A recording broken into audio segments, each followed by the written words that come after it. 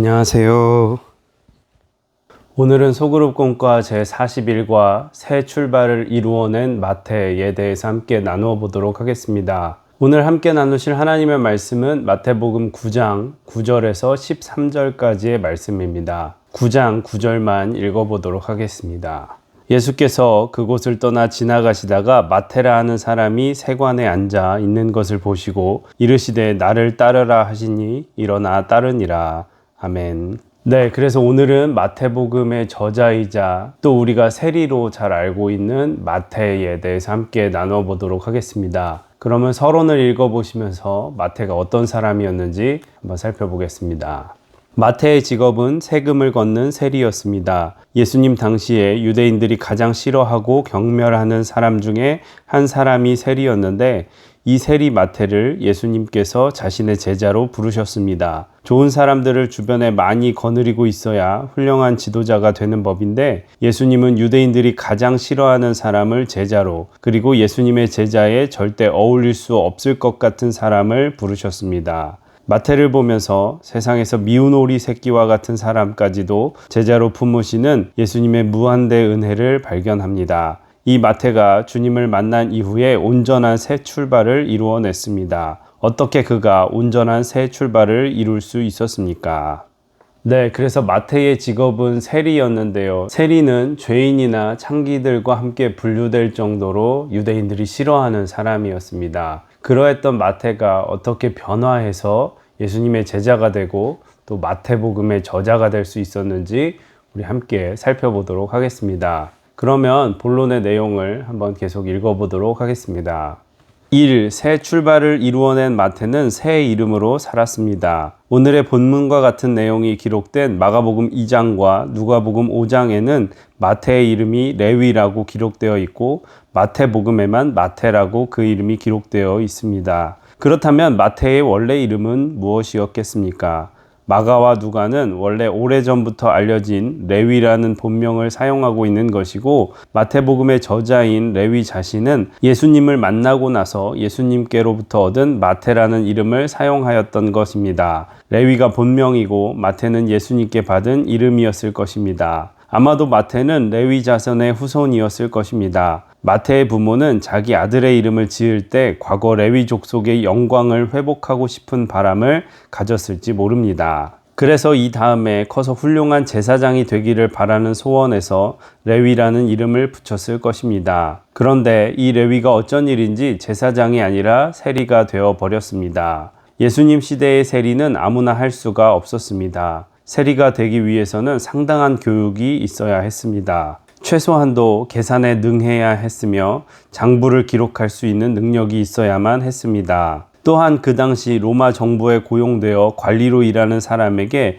최소한 3가지 언어는 필수적이었다고 합니다. 예수님의 제자 중에 가장 교육 수준이 높은 사람이 이 세리인 레위, 곧 마태였을 것입니다. 그런데 문제는 예수님 시대의 세리는 로마의 녹을 먹으며 같은 민족 유대인들의 피눈물을 짜내는 사람들이었습니다. 문서에 의하면 마태가 일하였던 가버나움이 무역의 길인 다메섹과 예루살렘의 간선도로였는데 가버나움을 통과할 때에 적어도 세관에다가 10%에서 12%까지의 세금을 내야만 했습니다. 그러니 같은 민족들에게 얼마나 큰 미움을 세리들이 샀겠습니까? 유대인들은 세리들을 죄인과 창기와 같은 부류라고 생각하여 회당 출입도 금지시켰고 그들이 내는 헌금도 자선금도 받지 않았으며 법정에서는 세리들을 증인으로조차 채택하지 않을 정도였습니다.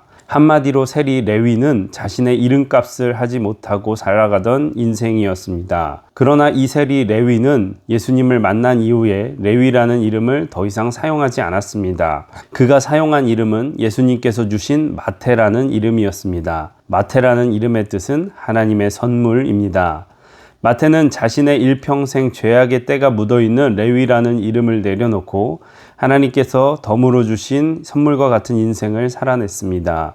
마태의 이야기는 사실 오늘 함께 읽으신 세 구절, 처음 부르시는 장면 이후에는 성경에 나오지 않습니다. 그러나 그는 마태복음을 남겼습니다. 레위라는 이름으로 하나님의 제사장이 되기 위해 교육받았던 레위가 세리가 되어 자신의 탐욕을 채우며 살았지만 주님을 만난 이후에는 주님께서 주신 이름인 마태라는 이름을 품고 구약과 신약을 잇는 복음서를 기록하여 마태가 하나님의 선물이 되는 이름값 하는 인생으로 변화된 것입니다.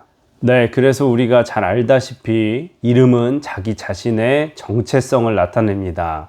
원래 레위라는 이름을 가지고 있었던 마태는 예수님께서 마태라는 이름을 주셨고 그 이름으로 자기 자신이 불리기를 원했던 사람입니다. 레위라는 이름으로 살 때는 자신의 욕심과 또 교만을 위해서 살았다면 이제 마태라는 이름으로 살 때에는 예수님의 복음을 위해서 사는 하나님의 선물과 같은 인생을 살았다는 것을 우리가 알 수 있습니다. 우리도 예수님 안에서 새로운 존재가 되었습니다. 이제는 예수님께서 우리를 더 이상 죄인으로 부르지 아니하시고 하나님의 자녀라고 불러주십니다.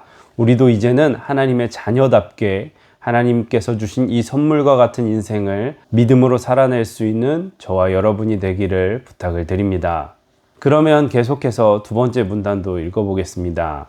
이 새 출발을 이루어낸 마태는 과거, 현재, 미래, 전 생애를 주님께 올려드렸습니다. 몇십 년 전에 노르웨이 오슬로에서 세계 학생회의가 열렸습니다. 그때 그 젊은이들이 가장 화두를 모은 것이 바로 무엇을 위해서 내 목숨을 바칠 수 있는 대상이 없다라는 것이었습니다. 내 모든 것을 불사를 수 있는 무엇, 내 생명, 내 삶, 내 청춘, 내 모든 것을 드리고 바칠 수 있는 진정한 어떤 대상을 발견하지 못하고 있다는 것입니다. 이런 사람들에게는 그 주어진 인생이 의미가 없기 마련입니다. 예수님을 만나기 전에 레위의 삶은 형제들의 목을 졸라 얻은 그 재물로 배부른 인생이었지만 자신의 생명과 인생을 바칠 수 있는 그 무엇을 발견하지 못한 의미 없는 인생이었습니다. 이런 레위에게 오늘 예수님께서 찾아오셨습니다. 그리고 나를 따르라 라는 것입니다. 주님께서 레위에게 인생을 어떻게 걸어가야 하는지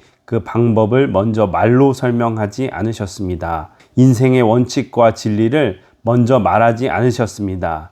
길 대신 그 예수님, 진리 대신 그 예수님을 따르라는 것입니다. 그리스도인들의 능력은 말에 있지 않습니다. 지식에 있지 않습니다. 그리스도인들의 진정한 능력은 그리스도를 따르는 삶에 있습니다. 주님의 길을 걸어가는 것이 삶의 능력입니다. 누가는 특별히 마태가 예수님을 따라가는 모습을 세 가지로 분명히 우리에게 보여주고 있습니다. 첫째, 마태는 모든 것을 버렸습니다. 자신이 과거에 가졌던 모든 부와 명예를 버렸습니다. 그리고 둘째로 마태는 일어났습니다. 현재 자신의 삶의 중요한 소스인 세리의 직위에서 세리의 책상과 자리에서 일어섰습니다. 그리고 마지막으로 예수님을 따랐습니다. 그의 미래를 주님께 맡긴 것입니다. 저는 여기에서도 진정한 제자의 모습을 발견합니다. 우리의 인생의 진정한 새 출발은 우리의 과거도 현재도 미래도 우리의 전 인생도 주님께 올려드릴 때 일어납니다. 네, 그래서 오늘 본문을 보면 예수님께서 마태를 부르셨을 때 마태가 자신의 자리를 버리고 예수님을 쫓았던 것으로 알 수 있습니다. 예수님께서는 사람들이 미워하고 또 죄인이었던 마태를 부르셨고 그에게 새로운 제자라는 직분을 주셨습니다. 그리고 나서 마태는 더 이상 과거의 삶에 연연하지 않고 제자로서의 삶을 살아가게 됩니다. 우리도 예수님께서 죄인이었던 우리를 부르셔서 하나님의 자녀로 삼으셨습니다. 우리는 이제 더 이상 이전의 죄악된 삶을 돌아보지 않고 예수님만을 따라갈 수 있는 저희가 되길 원합니다. 그것이 우리 삶의 능력이고 그것이 믿음의 진정한 길임을 깨달을 수 있는 저와 여러분이 되기를 간절히 부탁을 드립니다. 그러면 계속해서 세 번째 문단도 읽어보겠습니다. 3. 새 출발을 이루어낸 마태는 감사하는 삶을 살았습니다. 아주 독특하게도 마태가 예수님의 부르심을 쫓고 나서 제일 먼저 한 것이 잔치였습니다. 마태의 이 잔치가 자신을 드러내는 잔치였을까요? 마태의 이 잔치가 사람들과 먹고 즐기고 마시는 사교 모임이었을까요? 그렇지 않습니다. 마태의 이 잔치는 자신을 불러주신 예수님께 감사하는 잔치였습니다. 다른 어떤 제자도 마태와 같이 예수님을 따르며 잔치하지 않았습니다. 그러나 마태는 잔치로 그의 새 출발을 이루어냅니다. 마태는 잔치하면서 자신을 구원하신 예수님을 소개하였을 것입니다. 마태는 잔치하며 이제 자신은 더 이상 세리가 아니라 주님의 제자로 살아갈 것을 공표하였을 것입니다. 더 나아가 이 잔치에서 가장 중요한 것은 자신을 구원하신 주님의 은혜에 감사하는 것이었습니다. 우리의 인생에서 새 출발을 이루어내는 여러 가지 많은 방법이 있는데 성경에서 말하는 성경적인 새 출발의 가장 좋은 방법이 감사입니다. 우리가 감사하면 보이지 않던 것이 보이고, 감사하면 용서하게 되고, 감사하면 새로운 아이디어가 떠오르며, 감사하면 새로운 용기가 생깁니다. 감사는 우리 인생을 새롭게 만들어가는 묘약입니다. 마태는 주님께 감사하며 새로운 삶을 시작하였습니다. 네, 그래서 예수님께서 마태를 부르시고 이제 예수님의 제자로 삼으셨을 때 그가 했던 반응은 감사와 기쁨의 잔치였습니다. 저는 우리 신앙인들의 삶이 우리를 값없이 은혜로 구원하신 예수님의 그 전적인 사랑에 우리가 감사하는 모습이 바로 신앙적인 삶의 모습이라고 생각합니다. 우리가 감사해서 예배하는 거고요. 우리가 감사해서 헌신하는 거고요. 우리가 감사해서 복음을 전하는 것이고, 우리가 감사해서 주님을 따르는 것입니다. 그래서 이 감사가 우리 신앙의 가장 중심에 중요한 것임을 항상 기억하시고 신앙생활할 수 있는 저와 여러분이 되기를 부탁을 드립니다. 네, 이렇게 해서 소그룹 꿈과 제41과 성경의 인물 마태에 대해서 함께 나누어 보았고요. 나눔과 삶의 적용을 잘 읽어보시기를 바랍니다.